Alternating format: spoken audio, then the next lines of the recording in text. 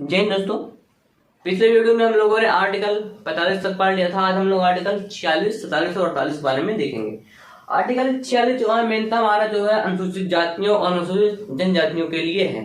इसमें कहा गया है कि अनुसूचित जातियों, अनुसूचित जनजातियों और दुर्बल वर्गों की शिक्षा और अर्थ संबंधी हितों की अभिवृद्धि।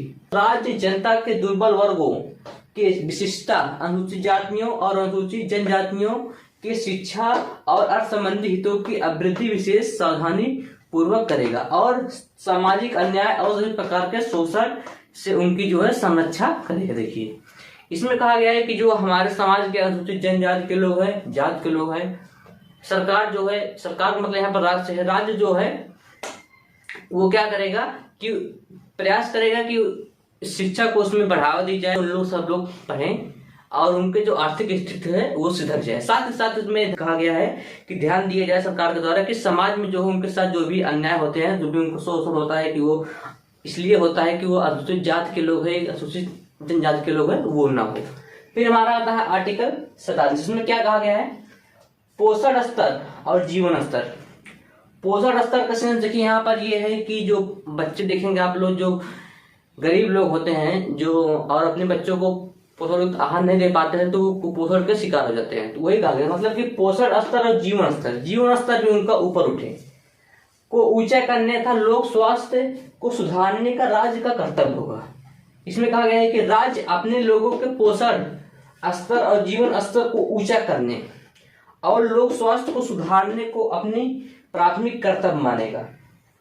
यानी कि देखिए जो राज्य अपने लोगों को मतलब प्रयास करे, जो उसके राज्य के निवासी हैं, भारत के नागरिक हैं, तो उनके लिए प्रयास करेगा कि उनका पोषण स्तर ऊपर हो, उनका पोषण हो सके और ताकि उनका जीवन स्तर जो है ऊपर हो। उसके वो जो होगा राज्य का प्राथमिक कर्तव्य मतलब प्रथम कर्तव्य होना चाहिए। कहा गया इसमें राज्य विशेषता मादक पेय और स्वास्थ्य के लिए हानिकारक औषधियों के प्रयोजन से भिन्न उपभोग का प्रतिषेध का प्रयास करेगा। यानी कि जो राज्य में जो है नशीली दवाएं हैं, नशीली पदार्थ हैं, जो शराब है, उस पर भी सरकार प्रतिबंध लगाए, ये इसमें कहा गया है। यानी कि पोषण स्तर को ऊंचा करने की बात की गई है, जीवन स्तर को ऊंचा करने की बात की गई है, जो है मादक पेय पदार्थ जो शराब है और जो नशीली औषधि नशीली दवाई हैं उन पर प्रतिबंध लगाने की बात की गई है। देखिए इस आर्टिकल के तहत सरकार ने जो है, आप लोग देखेंगे कि 1952 में ग्रामीण क्षेत्रों में जन समुदाय विकास कार्यक्रम भी किया। फिर उसके बाद 1978 से 1979 के बीच में आप लोग देखेंगे कि उसने बहुत से, जहां पर सूखा पड़ा था, सूखा पीड़ित कार्यक्रम, मरुस्थलों में जीवन स्तर को ऊंचा करने के लिए मरुस्थल विकास कार्यक्रम का शुभारंभ किया गया। और आप लोग देखेंगे इसी आर्टिकल के तहत, मतलब कि यही आर्टिकल का प्रयोग करती है, यानी कि जो कहा गया सरकार इसका पालन करती है। आप लोग देखेंगे प्राइमरी जो स्कूल है वहां पर बच्चों को जो है हफ्ते में कई दिन अलग अलग मतलब खाना खिलाया जाता है, उनको फल भी दिए जाते हैं, दूध भी दिया जाता है। तो ये मतलब करने के लिए, विकास करने के लिए, ताकि उनका जो पोषण स्तर अच्छा हो और उनका जीवन स्तर का विकास हो, जीवन स्तर उनका ऊंचा हो। इसके बाद हमारा आर्टिकल 48। आर्टिकल 48 में जो है मूलतः वो कृषि और पशुपालन की देखिए बात की गई। इसमें कहा गया है कि राज्य कृषि और पशुपालन के आधुनिक और वैज्ञानिक प्रणालियों से संगठित करने का प्रयास करेगा और विशिष्टा गायों और बछड़ा, अन्य दुधारू पशुओं और वाहक पशुओं की नस्लों की परिरक्षण और सुधार के लिए तथा उनके वध को प्रतिषेध करने के लिए जो है कदम उठाए गए। देखिए जो सरकार है इसमें मेनता कही गई है आर्टिकल 48 में, जो वो कृषि को और पशुपालन को जो है वो आधुनिक और वैज्ञानिक तरीके से बढ़ावा देने का बात करेगा। साथ ही साथ जो गाय और बछड़े हैं और उसके साथ भी जो भी अन्य दुधारू पशु जैसे बकरी हो गई, भैंस हो गई, तो इनके जो है और वाहक पशु यानी कि समान ढोने वाले जैसे हो गए, जैसे ऊंट भी हो सकता है, घोड़ा भी हो सकता है, बैल भी इसमें आ सकता है। तो ये जो पशु है इनकी नस्लों की रक्षा के लिए जो सरकार प्रयास करेगा और ये भी प्रयास करेगा कि इनका वध मतलब कि इनको मारा न जाए, इसके लिए सरकार जो है प्रयास करेगा। इसी के तहत आप लोग देखते हैं कि जो गौ तस्करी है, जो गाय है, ये इसलिए नहीं रोका जाता कि गाय को हिंदू धर्म में मां माना गया है, उसकी तस्करी नहीं होनी चाहिए। इसलिए माना जाता है कि गाय क्या है, गाय जो है वो दुधारू पशु है और हमारे समाज को लाभ पहुंचा रही है। जैसे गाय देखेंगे आप, गाय के जो गोबर होता है उससे खाद भी बनाई जाती है।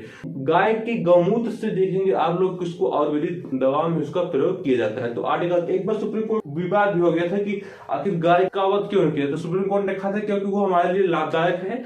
और इस आर्टिकल जो हमारा है 48 कहता भी है कि जो क्या है, जो दुधारू पशु है और जो हमको लाभ पहुंचा रहे हैं तो उनको हम नहीं मार सकते, उनके लिए सरकार जो है वो कानून बना सकती है। फिर देखिए आर्टिकल 48 जो हमारा है, ये देखिए हमारा हो गया कृषि एवं पशुपालन। इसमें देखिए इसमें पर्यावरण और वन और वन्य जीव की बात की गई है। देखिए इसमें कहा गया है कि राज्य देश के पर्यावरण का संरक्षण एवं संवर्धन, मतलब उसको बढ़ावा देने के लिए का और वन तथा वन्य जीवों की रक्षा का प्रयास कर। देखिए इस आर्टिकल के तहत इसको जहां भी आप लोगों ने बताया जहां पर भी का खा गलत भी, तो इसको बाद में जोड़ा गया है संविधान बनने के बाद में, उसमें संविधान में था नहीं। इसमें कहा है कि आप पर्यावरण की रक्षा करने के लिए भी कानून बना सकते हैं, साथ ही वनों की भी रक्षा करना है, वन तथा उसमें रहने वाले वन्य जीव। आप देखेंगे कि भारत से एक समय ऐसा आ गए थे कि चीता जो थे एक तरह से गायब भी हो गए थे, तो लेकिन इस समय सरकार ने उस पर कानून बनाए, उनके रोक लगाया, वन अधिनियम लेकर आए ताकि जो उनकी संख्या अभी समय बढ़ी है और वन क्षेत्र भी सरकार ने आरक्षित की। तो इसी आर्टिकल के तहत अगर पालन नहीं भी करेगी तो हमको कोई दिक्कत नहीं। अभी सरकार अगर पालन न करे या फिर वनों की रक्षा न करे, जीवों की रक्षा न करे, वन जीव जितने हैं तो उसके लिए हम कुछ नहीं कर सकते हैं। आप लोग ये मालूम होगा, मैंने पिछले वीडियो में लोगों को बताया था। ये हो गया, यानी कि आर्टिकल देखिए 46 हमारा क्या है, 46 में अनुसूचित जाति और जनजाति के विकास के लिए बात की, मतलब कि उनके हितों की रक्षा के लिए शिक्षा को बढ़ा देने की उसमें बात की गई है। 47 में क्या है, पोषण युक्त आहार की बात की गई है, नशीली दवाओं और शराब पर प्रतिबंध बात की गई। अगर सीधे शब्दों में कहे तो आर्टिकल 48 में कृषि एवं पशुपालन को बढ़ावा देने की बात की गई है। साथ ही जो दुधारू जीव हैं, जो भी सामान ढोने वाले बोझा ढोने वाले जीव हैं, उनके मारना रोका जाए। फिर आर्टिकल 48 से कम क्या कहा गया है, वन और वन्य जीव, साथ साथ ही हमारा पर्यावरण, मतलब कि वनों को भी बचाया जाए और जो उसमें वन्य जीव है उनकी रक्षा की जाए। ये चीज में बात कही गई। आज की वीडियो दोस्तों इतना ही, मिलेंगे नेक्स्ट क्लास में। जय हिंद।